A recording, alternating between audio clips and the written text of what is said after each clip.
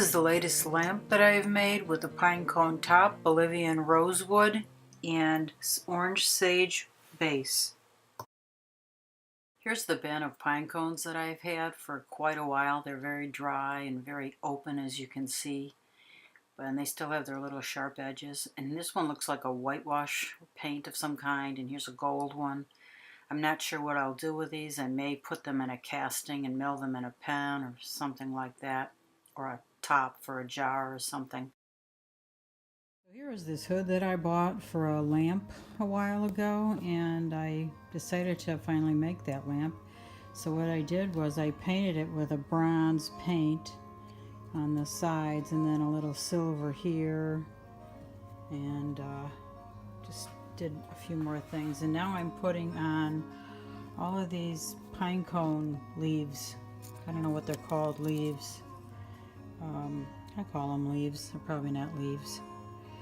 But I cut them all off of the pine cone with a bandsaw, and then I prepare them for shingles on this little roof. And I paint first is because sometimes you can see through, and I want the color to be coppery to match those pine cone leaves. So I wanted to show this little pokey thing on the end that protects these guys in the wild. That's like as sharp as a needle, and I have stuck myself a few times. Right there's one example. It's nasty, but that's part of the problem. I try to get those off so this top isn't a hazard for anybody messing with it. Some of these still have sap on them from the pine tree. I just think it looks pretty cool. This is the top for the lamp that I'm going to make. Put it on a Lazy Susan, spin it around, and show you what it looks like. Got the pine cones on all of the angled surfaces. I'll give you a shot of that close up.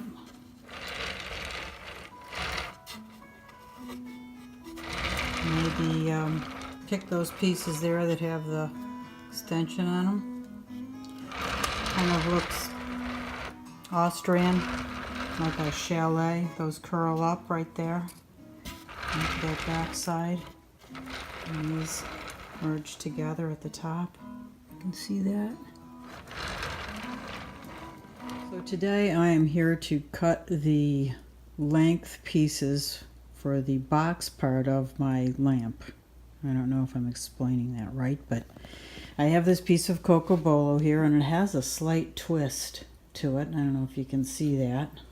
I'm going to have to try and straighten it. I do have a planer. I have a hand planer also, but I think I'm going to try it on the saw. So what I'm going to do is just shave off a side. It's also coated in wax, this piece, but it looks like it's going to be real pretty. But I'm going to shave off a piece on two sides. One, and then two. And then I'll find the halfway point between these two, wherever that is. Like maybe right, well, whatever, the halfway point. And then I'll separate those two, flip those, and cut that in half too. And since this is colossally messy, I don't know what it is about this table, so even with a dust collector hooked up to it, it throws chips and pieces of wood and dust all over the place. It's definitely a dust mask tool.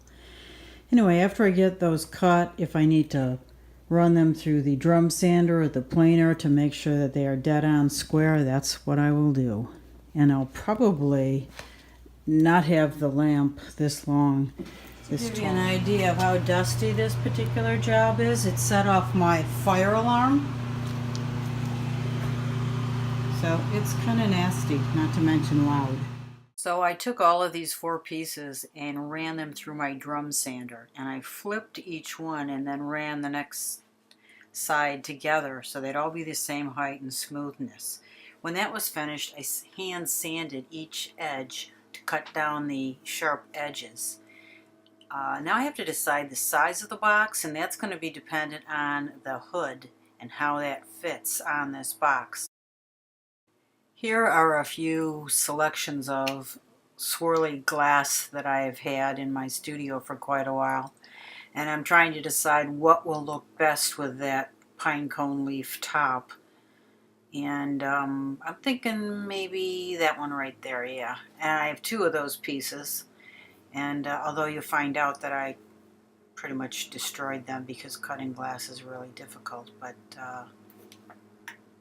these are the two selections that I'm going to work from. Cutting glass is an art in and of itself, and this swirly glass in particular wants to go the way of the swirl or a different curve, and since I'm cutting straight lines, that's not really working very well.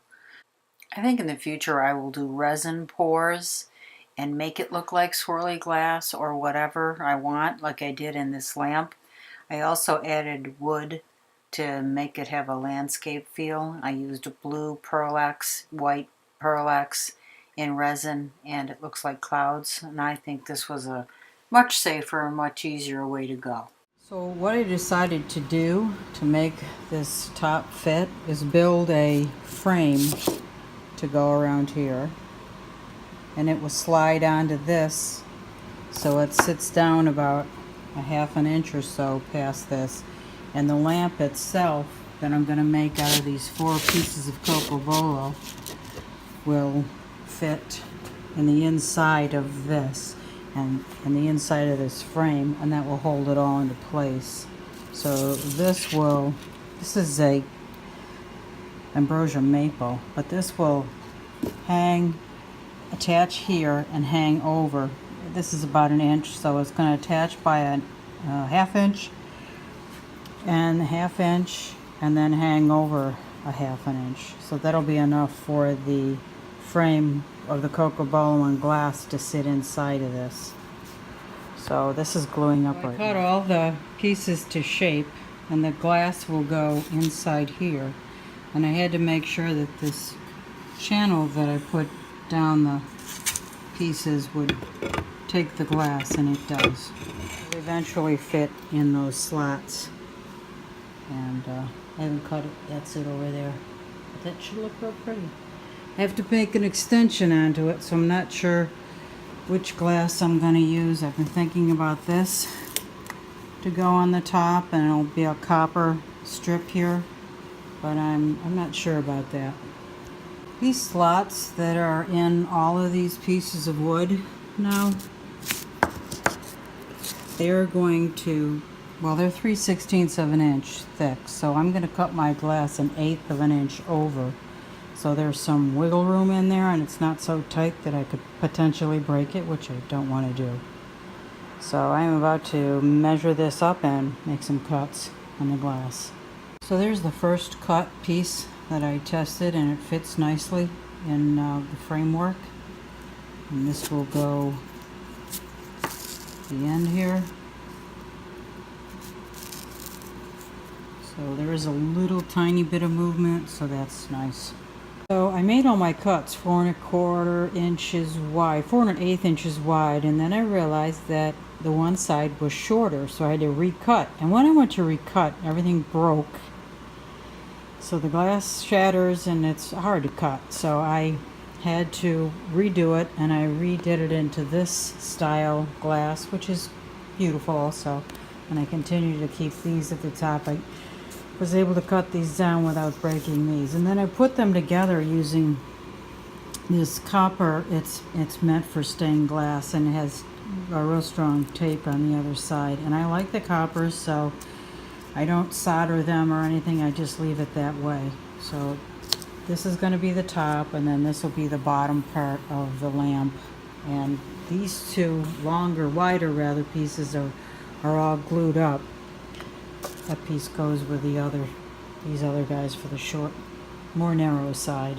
So I glued them up, and I'm gonna wait for those to dry. I think I'll wait and come back tomorrow and then attach those other two sides with these. They'll go like that.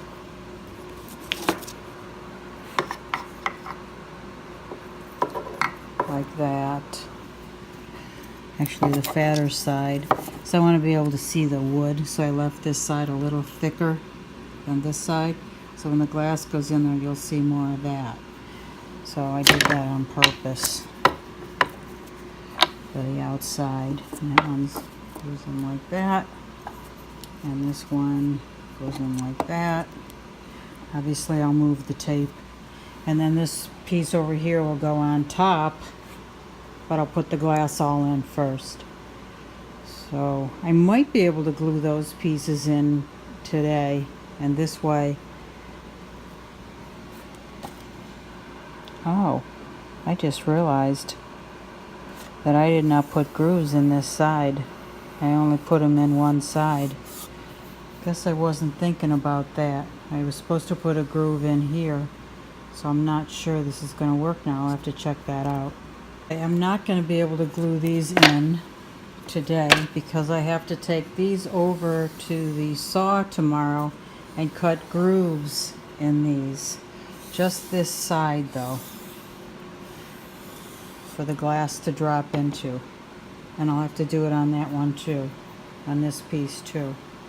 And then they should fit in there. But I can't do anything until this dries up, so tomorrow. This is a piece of orange sage with live edge. It's a real heavy piece. Just the wood itself is heavy, but it's about 1 inch thick. It has live edge, which I like. See the end of it.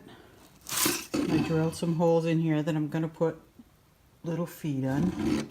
But I wanted to show you, I'm going to groove this all out to here and to there. I'm going to groove it out with this Dremel. I'm going to finish it. I originally just drilled away most of it with a Forstner bit, the same 3/4 inch Forstner bit for these base holes. But I'm going to fill this with a, I'm going to start out with an epoxy that has some of this color. It's like a tan, metallic tan. So it'll have some depth and shimmer to it. And that'll fill all of those holes from the Forstner bit with the color. And then I'm going to put another clear and light blue color over the top of that with maybe some whisks of white going through it. And that will emulate a river flowing, and the lamp will overflow. The lamp will come to about like that. So it'll cover it and look like it's going all the way through underneath. But I don't need to waste all that epoxy in this area, so there's no need to do that. I have pre-drilled the hole for the lamp wire to go through, and there's the mechanisms for the lamp wire. So once I put the feet on the bottom, it'll raise up, and the cord, which is right here, will go through the bottom and then up through that hole, and then I'll tie it so it doesn't get pulled away from these 2 points, and that'll just set right like that, and the lamp will go around it. Actually, it's perfectly centered to cover.